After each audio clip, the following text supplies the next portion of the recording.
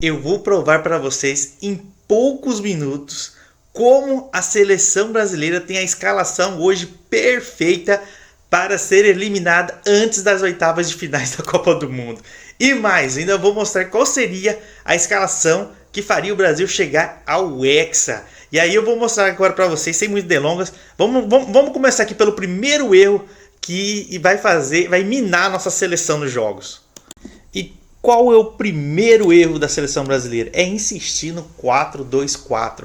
Já se provou em alguns jogos da seleção brasileira que esse 4-2-4 não funciona. Inclusive, vou deixar um vídeo meu aqui na descrição, onde como eu conseguiria derrotar a seleção brasileira nesse 4-2-4 com sobra, explicando vários cenários onde eu venceria a seleção brasileira de Carlos Ancelotti. Estou até com medo dos nossos adversários verem esse vídeo meu.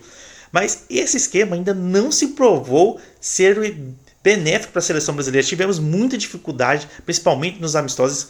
E além eu acredito que a gente podia formar um 4-4-2, um 4-3-3. Esse esquema tático vai ficar muito sobrecarregado nossos volantes. E os nossos laterais, nós não temos laterais à altura de uma seleção brasileira.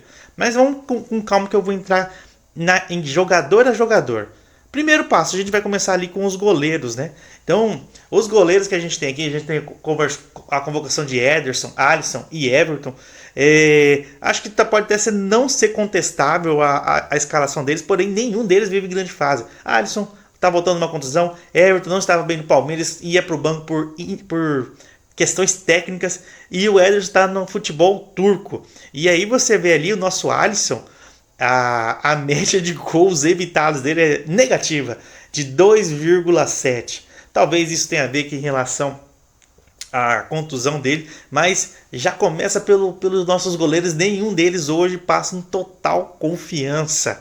E até mesmo o Alisson não tem um bom histórico Copa do Mundo, a gente não lembra de grandes defesas deles. Mas enfim, era só para fazer uma breve menção aqui aos nossos goleiros, que eu acho que a gente poderia ter chamado outros goleiros com médias melhores. Porém, essa aqui, inclusive, eu peguei direto do SofaScore. Os nossos goleiros hoje estão deixando a desejar. Mas nem vou entrar muito no mérito dos goleiros. Vamos aqui para dos nossos laterais. Então, segundo a última escalação, ele está escalando como os laterais Alexandre Flamengo e o Danilo. Ambos já estão bem velhos, então eu acredito que eles devem cumprir funções táticas simplesmente de ir até no meio de campo e voltar. Danilo nem tem jogado como lateral, tem jogado como zagueiro.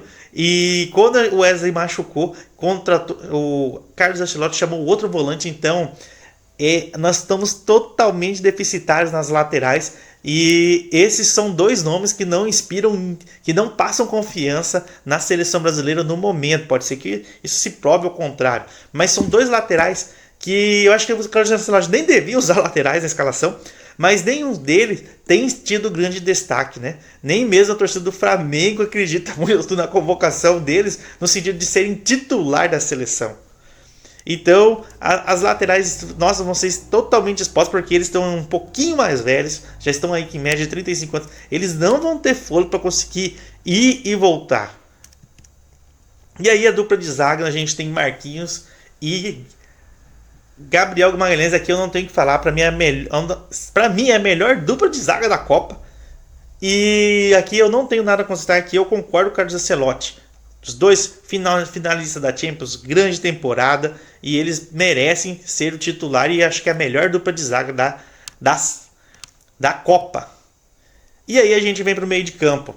Uma média boa para desarmes seria ali uma média de 2. Então, Casemiro e Bruno Guimarães têm uma boa média aí de desarmes, levando em consideração que ele vai ser o meio de campo da nossa seleção. Eu não concordo com o Casemiro como titular, porém respeito, porque ele fez uma boa temporada, ainda mais na Premier League. Eu sinto que o Casemiro está chegando muito atrasado nos lances. Agora o Bruno Guimarães, para mim, é incontestável, grande temporada, e coitado do Bruno Guimarães, ele vai ficar extremamente sobrecarregado nessa seleção. Ele vai ter que correr muito, porque ele vai ficar sobrecarregado no meio de campo só com 2 volantes.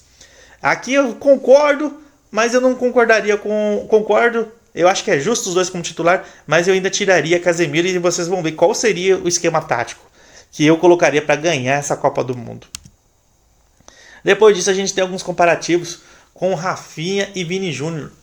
Eles, a gente sabe que eles são destaques nos times que eles estão, mas eu chamo a atenção para o Vini Júnior. Ele tem 48 jogos, mas apenas 18 participações diretas para a Copa. Sinceramente, é muito pouco.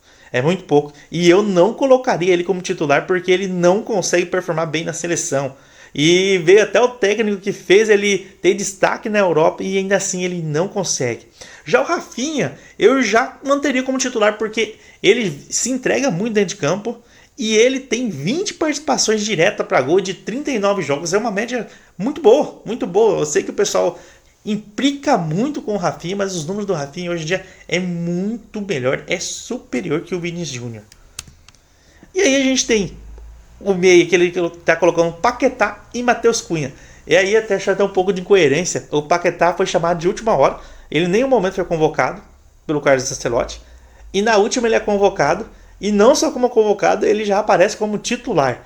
Então você vê assim uma questão de coerência que o Ancelotti, eu acho que é equivocado em relação ao Paquetá, mas eu acho que ele tem que ser titular em questão do que ele convocou para a seleção brasileira. Então, levando em consideração das pessoas que ele chamou para a convocação, eu acho que o Paquetá teria sim que ser titular. Agora o Matheus Cunha, gente, ele tem 23 jogos pela seleção brasileira e apenas um gol e uma assistência. E o gol dele foi naquele fatídico dia que a gente perdeu de 4-1 para a Argentina. Que o Rafinha falou que ia fazer algumas coisas lá com os argentinos e não fez. Então assim, acho que o Matheus Cunha, apesar de ele estar no Manchester City, acho que não cabia nem ele na seleção. É muito pouco. É muito pouco. Um jogador da seleção brasileira com 23 jogos, um gol e assistência. O Endrick tem mais gol e mais assistência, então o mesmo número de assistência que o Matheus Cunha. O Matheus Cunha até então tem vindo como titular. Engraçado que aí o Matheus Cunha ele vem ajudar na recomposição para marcar, então era mais fácil botar um volante em vez de deixar um centroavante que faz pressão.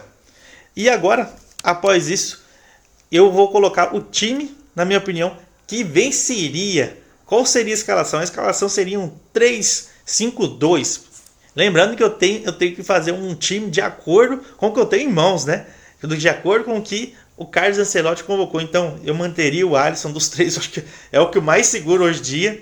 E manteria ali a dupla de zaga Marquinhos e colocaria o Ibanez. Ibanez faz uma grande temporada. Ele jogou muito bem contra o Egito. Muito bem, muito bem. Eu acredito que ele merecia uma vaga até de titular. Até mesmo se o Carlos Ancelotti persistir no 4-2-4, caberia e colocaria numa lateral. Manteria a Rafinha, manteria Bruno Guimarães, manteria o Paquetá, só mudaria o Paquetá de lado, porque o Paquetá, na formação que ele está jogando, colocaria na lateral, e colocaria Ryan, Danilo Santos, Endrick e Igor Thiago.